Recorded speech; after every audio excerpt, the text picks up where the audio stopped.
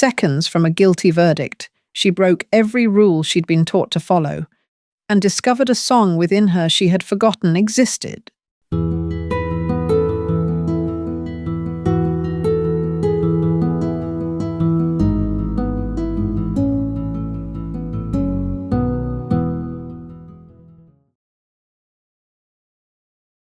Rebecca Lane had never raised her voice in a courtroom. She didn't need to. That was the whole point. But Rebecca won. A lot. She won by being precise, measured, professional. She wore navy suits and neutral lipstick, asked short questions, and never, under any circumstance, went off script. Surgical is how her colleagues described her.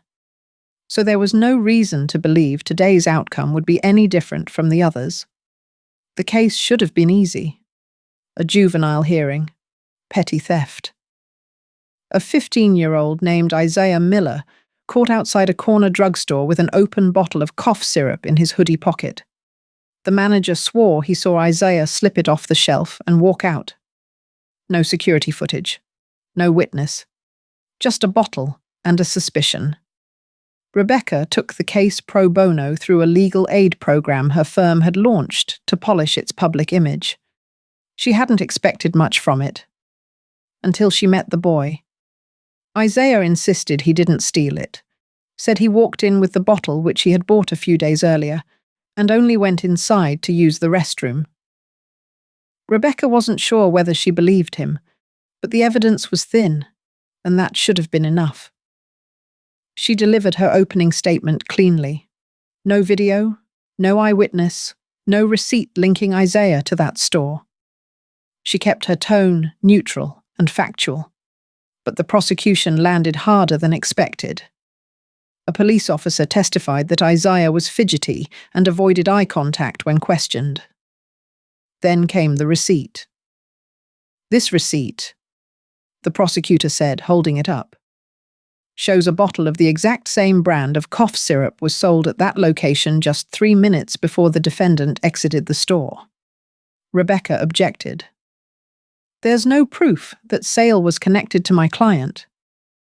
Sustained, said the judge, barely looking up. But the damage was done. The implication hung in the air. Isaiah had no receipt of his own. There was no security footage. Just the bottle.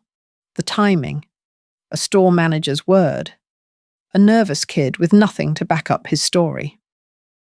Rebecca knew what they were saying without saying it. He took it. Or maybe someone else bought it and he swiped it.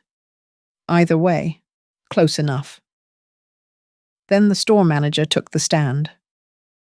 I've worked there 16 years, he said. I know the aisle layout. I saw the kid loiter, then head straight for the door. No purchase. That bottle wasn't in his hand when he came in.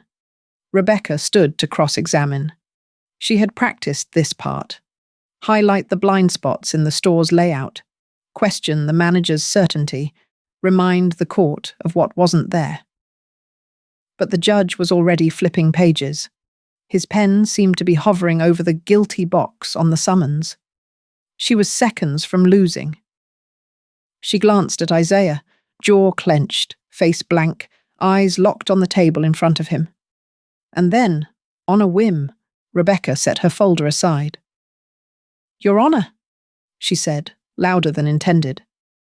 The judge looked up. My client doesn't have a receipt. That's true. There's no footage to confirm his version either. Also true. But there's nothing in the record, nothing credible, that proves he took that bottle off the shelf. She stepped forward. The prosecution wants you to assume. They want you to connect dots they can't actually connect.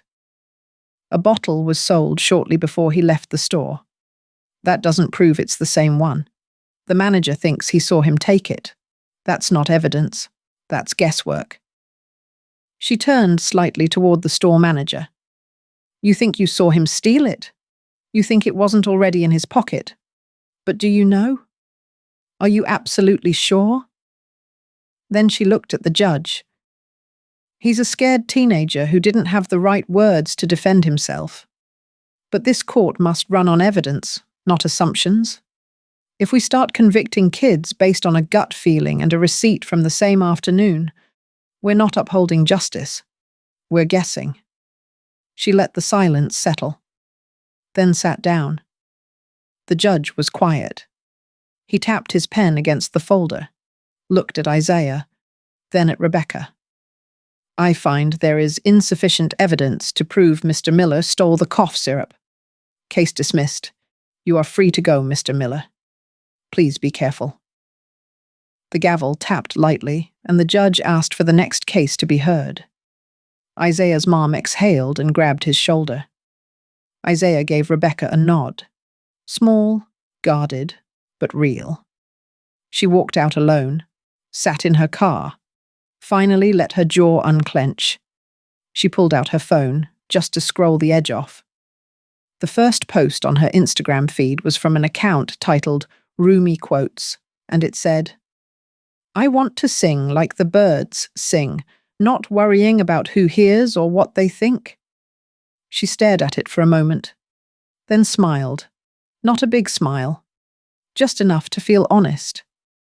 For the first time in years, Rebecca Lane had said exactly what she meant, and let the outcome take care of itself.